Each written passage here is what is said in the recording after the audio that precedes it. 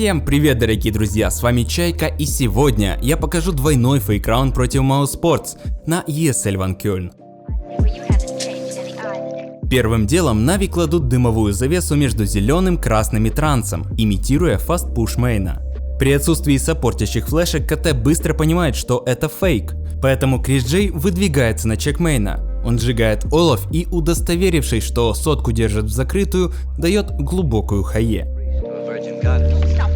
Стартовые смоки не позволяют Фроузену пройти наверх-вниз, и этот спот остается свободным, потому что он потратился на изоляцию до получения инфы. В отличие от Фроузена, Крис нанес значительный урон и не выкинул гранату впустую. Но потерянное ХП нивелируется свапом позиций Флейм с Эликом. Если же Егор проигрывает перестрелку на лонге, то Аваперу все равно, сколько ХП ваншотить. В свою очередь Элик переходит в мейн и готов принимать возможный пуш. С другой стороны, теперь Нави знают о том, что Мауза знают о том, что Нави фейканули А, и массив их игроков уже под Б. К тому же Бумычу удалось забайтить Воксика на выстрел вот таким стрейфом.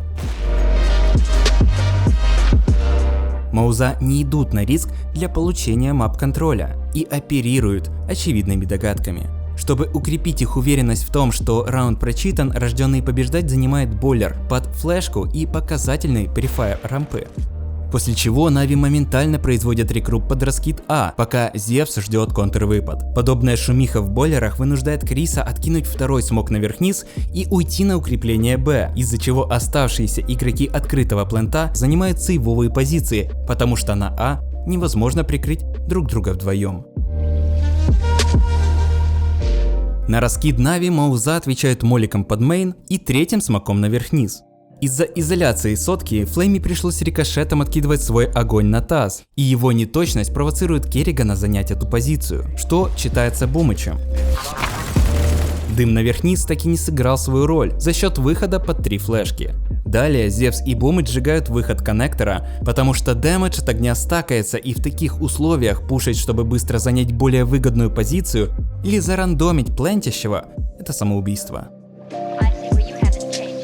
Обратите внимание, как правильно ставить C4, чтобы у вас было сложнее попасть. Фроузен застопил летящий под коннектор дым, чтобы сделать щель между смоками. Но реализовать ее не удалось, и Зевс после установки возвращается и наказывает его за ошибку. Времени убежать за транс или в поп-дог у капитана не было, поэтому он остается в открытой местности и проигрывает честную дуэль. Далее подключается Электроник после продолжительного люрка через зелень. Денис делает размен, отбрасывает молик на бомбу и убивает бегущий на него авик. Точку в этом раунде ставит Simple, которого КТ весь раунд доджили, меняя позиции за секунды до появления снайпера Нави. Робс пушит молик, но имеет неосторожность показать свою голову над смоком. Simple подобного не прощает. А теперь настало время гранат. Смок между зеленым и красным. Смок между красным и трансом. Смок на дефолт. Смок под коннектор. Смок на зелень.